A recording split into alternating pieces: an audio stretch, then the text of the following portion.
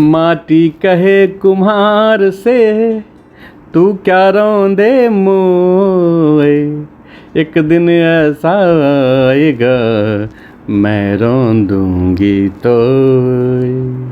मित्रों, इस दोहे में कबीरदास जी ने जीवन की अस्थिरता और मृत्यु की अपरिहार्यता को बहुत सरलता से समझाया है। वे यहाँ माटी, मिट्टी और कुम्हार, मिट्टी के बर्तन बनाने वाला, के माध्यम से एक गहरी शिक्षा दे रहे हैं। माटी कहे कुम्हार से, तू क्या रौंदे मोई। माटी अर्थात मिट्टी कुम्हार से कहती है कि तू मुझे क्यों रौंद रहा है। यहाँ रौंदने का मतलब है पैरों से दबाना, रौंदना और फिर उसे आकार देना। कुम्हार मिट्टी को गूंथ कर उसे साफ कर चाक पर रखकर घुमाकर बर्तन बनाता है।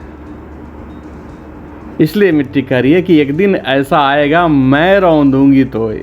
मिट्टी कहती है एक दिन ऐसा आएगा जब मैं तुझे रौंदूंगी। इसका अर्थ है कि जिस प्रकार आज कुम्हार मिट्टी को गूंथ कर बर्तन बना रहा है, उसी प्रकार एक दिन कुम्हार भी मृत्यु के बाद मिट्टी में मिल जाएगा और वही मिट्टी उसे रौंदेगी।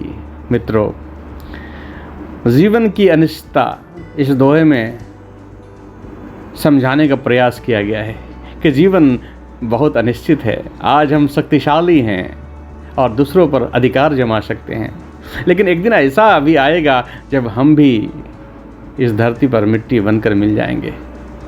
मित्रों, इस दोहे में विनम्रता का महत्व भी बताया गया है।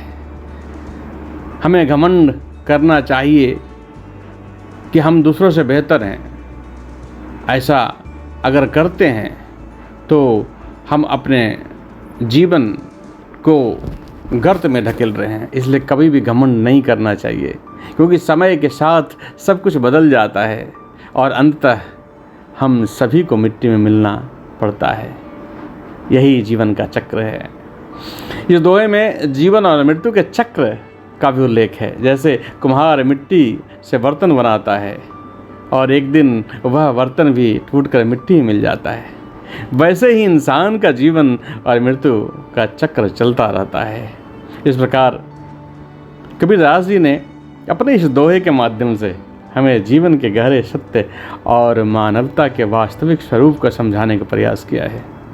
हमें सदैव विनम्र रहना चाहिए और यह याद रखना चाहिए कि जीवन का हर क्षण अमूल्य है और हमें इसे अच्छे कर्मों और विनम्रता के साथ जीना है और हमें अपने जीवन में विनम्रता को ही अपनाना है। अपने जीवन को सरल और बहुत ही सार्थक ढंग से जीना है। बस इस दोहे का यही उद्देश्य है। मित्रों, इन्हीं शब्दों के साथ मैं अपने वाणी को विराम करता हूँ। संत कबीरदास जी के चरणों में प्रणाम करता हूँ। जय सिया राम।